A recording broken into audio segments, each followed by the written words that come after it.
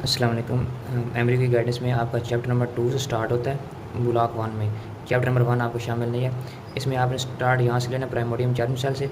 इसमें एक complete story बताई हुई है कि किस तरह जो प्राइमोडियम जर्म सेल है वो बनते कहाँ पे हैं, कौन सी लेयर में बनते हैं, फिर वो किस तरह ट्रांसपोर्ट होते हैं और इस तरह उनके मुख्तलिफ फेजेस लिखे हुए हैं और अल्टीमेटली वो कहाँ पे लाई करते हैं। तो एक नॉर्मल ये आपको स्टोरी पता हो, बस ये आपने ना इसको रीड करने इसमें जो एमसीक्यू पूछ सकता है कि वो योग साइड में कहाँ पहुँचे, तो वो इधर लिखे होंगे वीक्स, इसमें थोड़े वीक्स ये याद कर लेने हैं। इसमें बहुत जगह पे वीक्स दिए होते हैं इस एमरी में, तो वो हर वीक याद नहीं करना, लेकिन कुछ होते हैं जो आपने याद करने थे। देन ये जो दिया हुआ है ना टेराटोमा, ये क्या होता है, ये आपका वाइवा का क्वेश्चन है। टेराटोमा की डेफिनेशन बतानी है, उसमें कौन कौन सी चीज़ें प्रेजेंट हो सकती हैं वो बतानी है। देन ये जो फिगर बनी हुई है ना, ये आपकी जब ऑस्पी के होता है ना प्रैक्टिकल एग्जाम, तो उसमें इसी तरह ये फिगर प्रिंट हुई होगी। आपने क्या करना है, बताना है कि सर ये अगर ये ऑरेंज के साथ ओरोफ्रेंजियल टेराटोमा है ये आपका, तो ये आपने डायग्नोज कर, आपको इसका नंबर दे देगा वो कि आपने सही फिगर को ना सही नाम दिया। तो ये आपका वाइवा में भी अलग भी आ सकता है, लेकिन ये फिगर भी आ सकती है, तो ये आपने करना है। और उसके बाद क्रोमोसोमल थ्योरी ऑफ इनहेरिटेंस है, ये आपकी ना एफएससी बेस पे क्या क्रोमोसोम क्या होता है, ऑटोसोम क्या होता है, डिप्लॉयड नंबर हैप्लॉयड नंबर कहते हैं, ये आपने जस्ट रीड करना। माइटोसिस मियोसिस में फ़र्क आपने देख लेना है, मियोसिस भी लिखी हुई है, क्रॉसिंग ओवर क्या होती है, ये सारे वही बेसिक चीज़ें हैं। यहाँ से आपका एमसीक्यू हो जाता है कि मियोटिक डिवीजन के रिजल्ट्स क्या होते हैं, ये 3-4 रिजल्ट्स लिखे हैं, ये आपके वाइवा का क्वेश्चन है, ठीक हो गया। उसके बाद आपकी ना क्लिनिकल एबनॉर्मेलिटीज़ लिखी हुई हैं इधर। आपने क्लिनिकल एबनॉर्मेलिटीज़ में ना दो तरह की होती हैं क्रोमोसोम की, एक न्यूमेरिकल होती है, एक स्ट्रक्चरल होती है। तो आपने न्यूमेरिकल एबनॉर्मेलिटी स्टार्ट करनी है, जिसमें नंबर इंक्रीज़ भी हो सकता है, डिक्रीज़ भी हो सकता है। तो उसके ना डिफरेंट एबनॉर्मेलिटीज़ दी हुई हैं आपकी। आपकी ये देखें डाउन सिंड्रोम जो है पहले नंबर पे, इसका डाउन सिंड्रोम का क्वेश्चन किस तरह आता है कि आपने बताना है कि उसे कि ये ट्राइसोमी कौन सी होती है, ट्राइसोमी 21 होगी। उसके फीचर्स इधर बहुत सारे लिखे हुए हैं, ये फीचर्स आपको पता होने चाहिए कि वाइवा में इसी तरह आता है कि what are the feature of the Down syndrome. तो ये जितने लिखे होंगे ना, ये आप बताएंगे तो आपका वाइवा का क्वेश्चन क्लियर हो जाएगा। दैन इसी तरह आगे ट्राइसोमी 18 के लिखे हुए हैं, जिसमें आपका एडवर सिंड्रोम आ जाता है। ये ट्राइसोमी का पता होना चाहिए, हर ट्राइसोमी का आपको पता होना चाहिए कि कौन सी होती है। ट्राइसोमी 18 एडवर होती है, और ये ट्राइसोमी जो 21 है ये डाउन सिंड्रोम होता है। ये आपको ट्राइसोमी का अलग अलग पता हो। देन आगे आएँ तो इसके भी इसी तरह लिखे होंगे, ट्राइसोमी 18 के भी इफेक्ट करेक्टरिस्टिक लिखे होंगे ये वाले। तो ये आपने अलग से पता करना क्या है कि इसी तरह स्टिकी नोट ले लें, ऊपर लिखें ट्राइसोमी 18, तो उसके ना सारे करेक्टरिस्टिक इधर इकट्ठे करके लिख दें, तो रिवीजन में जल्दी जल्दी आसानी हो जाएगी आपको। अच्छा, फिर आगे ट्राइसोमी 13, ट्राइसोमी 13 को हम पार्टू सिंड्रोम कहते हैं। उसकी फिगर ये बनी हुई है, फिगर आपने ना लाजमी देखनी होती है, ये वाली फिगर पार्टू सिंड्रोम की। पेपर में भी इसी तरह हॉस्पिटल में ये फिगर सिर्फ अलग फिगर लगी होगी, आपने कहना सर ये ट्राइसोमी 18 है जिसको मैं एडवर सिंड्रोम कहते हैं, फिर ये ट्राइसोमी 13 है पार्टू सिंड्रोम कहते हैं। ये वाली फिगर ना डाउन सिंड्रोम इधर नीचे लिखा हुआ, डाउन सिंड्रोम की है। तो सिंगल क्रीज लाइन, ये वाला बहुत इंपॉर्टेंट MCQ है, ये आप मार्क कर लें कि डाउन सिंड्रोम में हैंड पे ना एक सिंगल क्रीज लाइन होती है, ये वाली, ये आपका MCQ है। देन ये क्लाइंट फिल्टर और Turner syndrome, client filter syndrome किस वजह से होता है, इसमें ये पैटर्न बताना है आपने 47 क्रोमोसोम की वजह से होता है। इसके भी आगे लिखे होंगे इधर कि इसमें बार बॉडीज़ का पूछ देंगे, बार बॉडीज़ किस में बनती हैं, क्लाइंट फिल्टर सिंड्रोम में बनती हैं, इसकी ये लिखी हुई है सारी करेक्टरिस्टिक, तो वो भी आप अलग करके लिख सकते हैं। इस तरह टर्नर सिंड्रोम किस वजह से होता है और इसकी भी खसूसियात उसने लिखी होंगी कि किस वजह से हो रहा है ये आगे फिर ये आपके ना खसूसियात लिखी हुई हैं सारे सिंड्रोम की। ये तस्वीरें लगी होंगी, आपने बताना है, ये तस्वीरें लगी होंगी, आपने बताना है कि ये कौन सा सिंड्रोम आ रहा है, ठीक है। और बस स्ट्रक्चरल अबनॉर्मलिटीज, स्ट्रक्चरल अबनॉर्मलिटीज वो होती हैं जिसमें ना स्ट्रक्चर में से कोई चीज़ ऐड हो सकती है, रिलीज़ हो सकती है, मतलब इस तरह का ना कोई पार्शियल डिलीशन, इस तरह की चीज़ें आती हैं।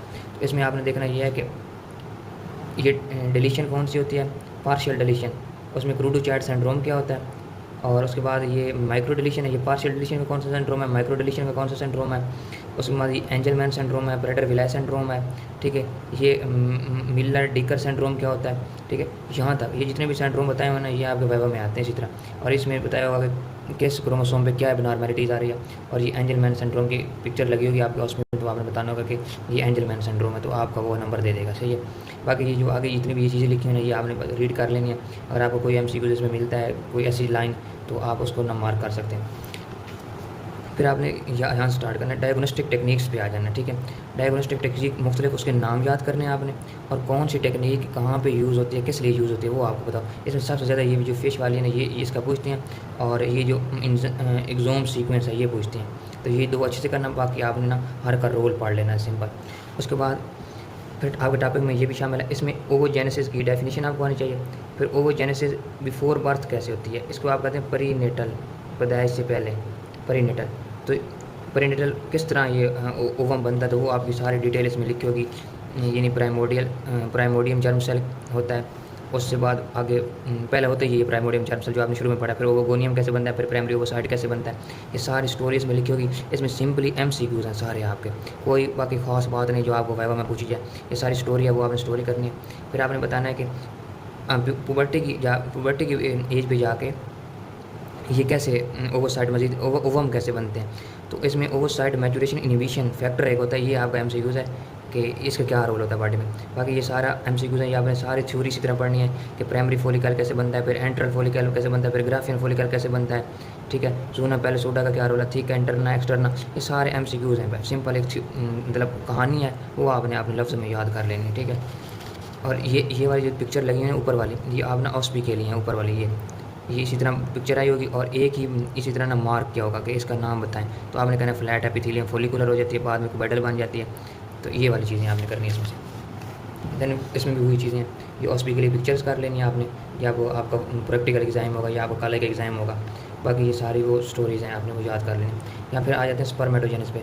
स्पर्मेटोजेनेसिस की डेफिनेशन पता हो, उसके बाद उसकी ना दो तरह की होती है, टाइप A और टाइप B। उसके लिए ये है कि आप ना ये वाली फिगर कर लें। टाइप A सेल होते हैं, टाइप B होते हैं, फिर primary spermatophyte, secondary spermatophyte, spermatid, फिर ये स्पर्मेटोजोआ किस तरह बने। ये स्टोरी जो इधर लिखी हुई है ना, इस इधर भी वही लिखी हुई है इसमें अंदर, ठीक है।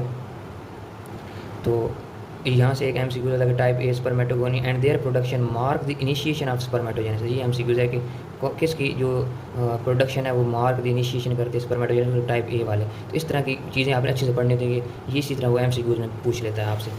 देन आपने आगे करना उसका रोल आ गया हार्मोन्स का, तो LH FSH का रोल भी देख लेना। ये वाइवा के लिए आपने देखना कि स्पर्मेटोजेनेसिस में इनका क्या रोल होता है।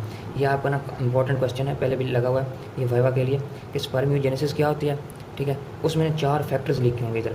स्पर्मियोजेनेसिस में 4 फैक्टर ऐसे कौन से होते हैं कि स्पर्मेटेड स्पर्मेटोजोआ बन जाता है। एक factor, second factor, third factor, fourth factor. ये फोर्थ फैक्टर आपको ना एग्जैक्ट इसी तरह याद होने चाहिए। तो ये आपका वाइवा क्वेश्चन अच्छे से हो जाएगा। देन कितने डेज लगते हैं, ये आपको पर डे कितने प्रोड्यूस होते हैं, ये नॉर्मल वैल्यू आप जस्ट पढ़ लें एक दफ़ा। तो फिर इसके ना एबनॉर्मेलिटीज़ देख लें कि अब नॉर्मल क्रोमोसोम गेमेट्स किस तरह बनते हैं, उनकी शेप टेल में फ़र्क हो सकता है। ये आपको जस्ट रीड है, इसमें कोई मे भी कोई MCQs हो सकता है, लेकिन आपने एक दफ़ा पढ़ना लाजमी है, छोड़ना कुछ नहीं है। तो यहाँ पे आपका ना ये चैप्टर एंड होता है पहला।